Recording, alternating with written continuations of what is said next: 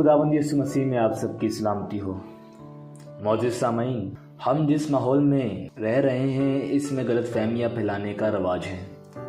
सब एक दूसरे पर इल्ज़ाम लगाते हैं और फिर ये समझते हैं कि हम बहुत अच्छा काम कर रहे हैं। और ख़ास तौर पर कलाम खुदा के बारे में बहुत ज़्यादा गलत फहमियाँ फैलाई जा रही हैं। इसमें अपनों का भी हाथ है और गैरों का भी। अपनों का इसलिए क्योंकि हम कलाम खुदा का मुतालिया नहीं करते। हमने कभी सोचा नहीं कि जो हम मान रहे हैं क्यों मान रहे हैं, क्या मानने का कोई जवाब भी है या नहीं, या सिर्फ अकीदे की बिना पर हम मानते चले आ रहे हैं, या सिर्फ इसलिए मानते चले आ रहे हैं क्योंकि हमारे आबाओ-अजदाद ये मानते थे। लेकिन ये भी तो हो सकता है कि जो हमारे आबाओ-अजदाद मानते थे गलत हो। बहुत सी ऐसी बातें हैं जो हमारे बुजुर्ग मानते थे मगर आज के दौर में रहते हुए हम नहीं मानते। मसलन पिछले ज़माने में कहा जाता था कि शाम को झाड़ू नहीं लगाना चाहिए, मगर आज किसी को कोई परेशानी नहीं होती। पिछले वक्तों में कहा जाता था कि अगर सामने से कोई काली बिल्ली गुजर जाए, अगर आपका रास्ता काट ले तो आपके लिए बहुत बुरा हो सकता है। तो बल्कि आज भी बहुत से लोग ऐसे हैं जो इस चीज़ को मानते हैं, मगर हम जानते हैं कि तोहम परस्ती जो है वो किताब मुकद्दस के बिल्कुल खिलाफ है। इसका मतलब ये है कि हमारे आबाओ-अजदाद जो कुछ मानते थे ज़रूरी नहीं कि हम भी वही कुछ मानें, लेकिन हमारे पास किसी चीज़ को मानने के लिए कोई जवाब होना चाहिए। एक वक्त था जब यहाँ कोई बात लिखी जाती थी या कही जाती थी तो काफ़ी वक्त लग जाता था वो बात हज़ारों तक पहुँचने के लिए, मगर आज वक्त नहीं लगता। यहाँ पर आपने लिखा और इंटरनेट के वसीले से कई हज़ार बल्कि लाखों लोग कुछ ही वक्त में पढ़ लेते हैं। यानी कि इंटरनेट के वसीला से इस दौर में बहुत ज़्यादा गलतफहमियाँ फैलाई जा रही हैं और अब हम अहले ईमान का ये फ़र्ज़ बनता है कि हम उन गलतफहमियों को दूर करें। मगर अफसोस की बात यह है कि जहाँ गलतफहमियाँ फैलाने वाले बहुत से हैं मगर कलाम का मुताला करके उनका जवाब देने वाले बहुत ही कम। मशहूर आलम चार्ल्स स्पर्जन अपनी नवासी को लेकर चिड़ियाघर गए और उनकी नवासी एक पिंजरे के पास जाकर खड़ी हो गई और वहीं खड़ी रही, ना कहीं और गई, सिर्फ एक ही पिंजरे के पास जाकर खड़ी हो गई। अगले इतवार फिर उसने कहा कि नाना आओ चिड़ियाघर चलें। वो फिर उसे लेकर गया और फिर वो उसी पिंजरे के आगे जाकर खड़ी हो गई और कहीं नहीं गई। तीसरी बार भी ऐसा हुआ। चौथी बार उसने कहा कि नाना आओ चिड़ियाघर चलें। उसने कहा कि क्या करने जाना है, कहीं और तो तुम जाती नहीं, सिर्फ एक ही पिंजरे के आगे खड़ी रहती हो। और भी बहुत से जानवर हैं और भी देखने के लायक बहुत सी चीज़ें हैं, तुम्हें उस शेर में क्या दिखता है?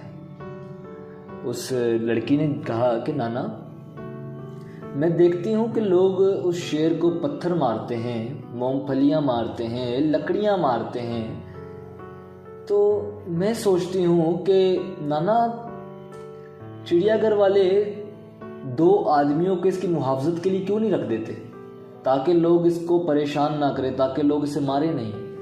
चार्ल्स स्पर्जन साहब ने बहुत खूबसूरत जवाब दिया। कहते हैं कि इस शेर की हिफाजत का तरीक़ेकार ये है कि इस शेर को आज़ाद कर दिया जाए। ये लोग सिर्फ तब तक ही पत्थर मारते हैं जब तक ये शेर पिंजरे में है।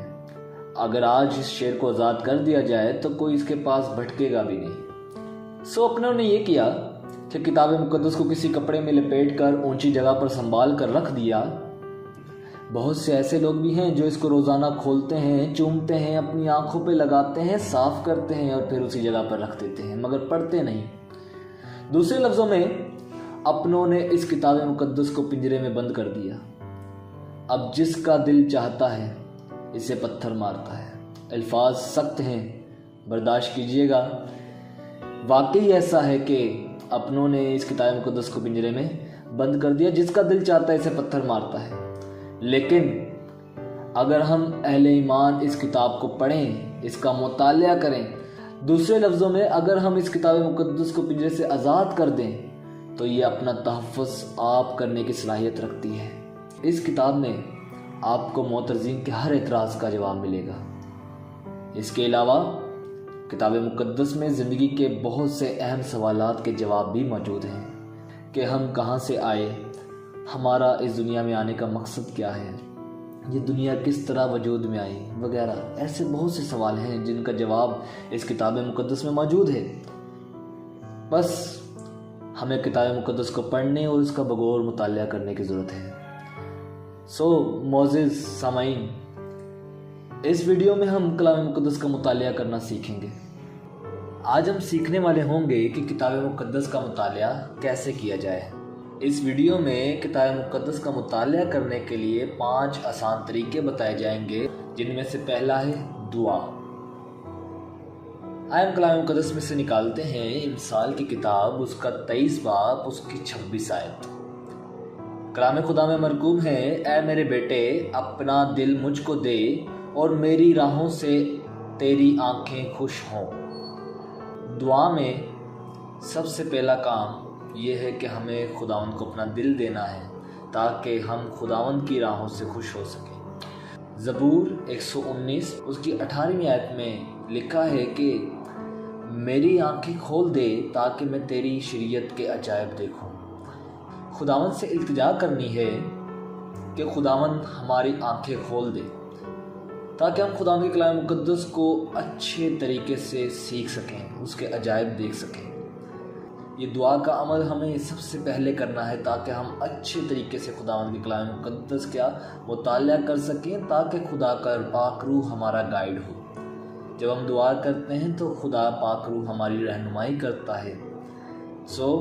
जब भी हम कलाम मुक़द्दस का मुतालिया करें तो दुआ लाजमी करें ताकि खुदा पाक रूह हमारी मदद और रहनुमाई कर सके खुदा के कलाम मुक़द्दस को अच्छे तौर से समझने के लिए। तरीका नंबर 2, किताब मुक़द्दस को मुनज़्ज़म तरीके से पढ़ें।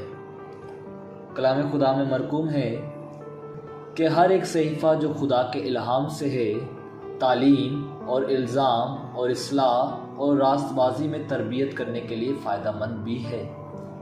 दूसरा तिमुथियुस 3 बाब उसकी 16 आयत। याद रखें कि बाइबल किताबों में लिखी गई थी, ना कि आयात में। बहुत से लोग किताब मुक़द्दस को इस तरीके से पढ़ते हैं कि किताब मुक़द्दस अपने हाथ में पकड़ते हैं और खुदावंद से कहते हैं कि खुदावंद मुझसे बात कर, खुदावंद मुझसे बात कर, खुदावंद मुझसे बात कर, और यूं करके किताब मुक़द्दस को खोल लेते हैं और कोई भी बाप निकले, कोई भी किताब निकले, कोई भी आयत निकले, उसको पढ़ लेते हैं कि खुदावंद ने आज हमसे ये बात की है। मेरे अजीज़ों, खुदावंद इस तरह बात नहीं करता। हमारा खुदा तरतीब का खुदा है।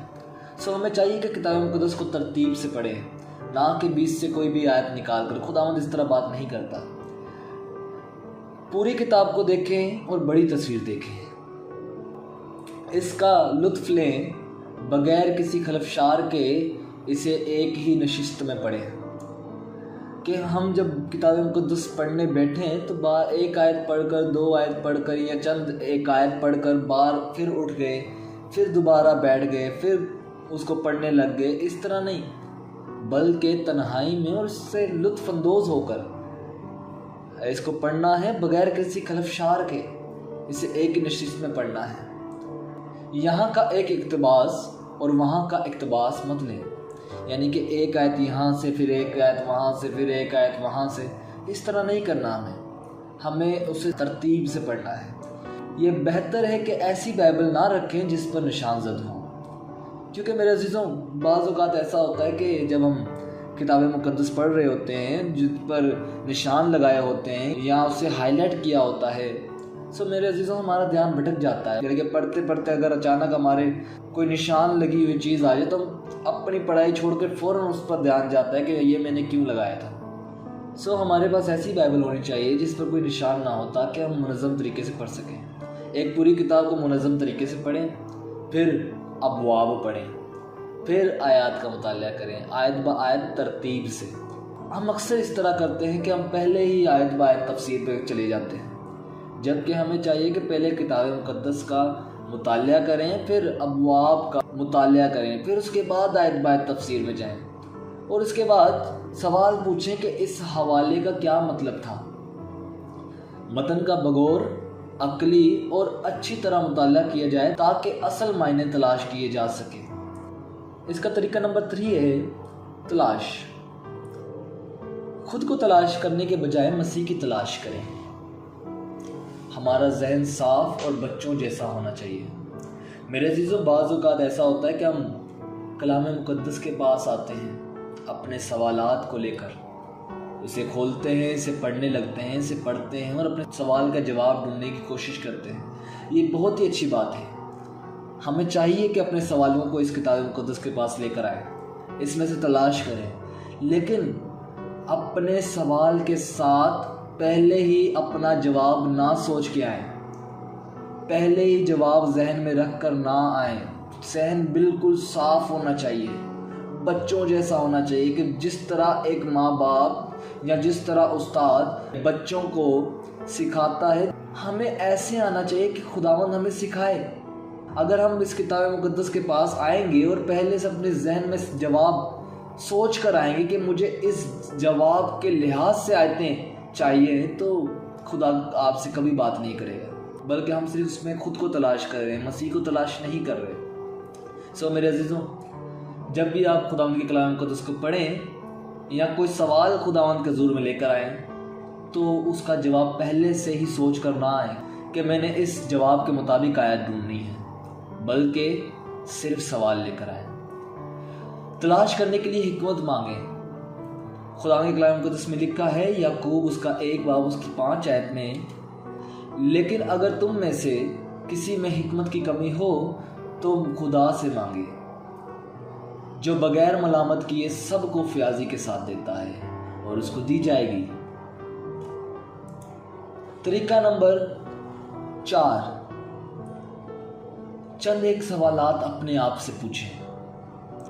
पहला, हु यानी कौन या किस, कि ये बात किसने कही या लिखी, लिखने वाला या कहने वाला किससे बात कर रहा है।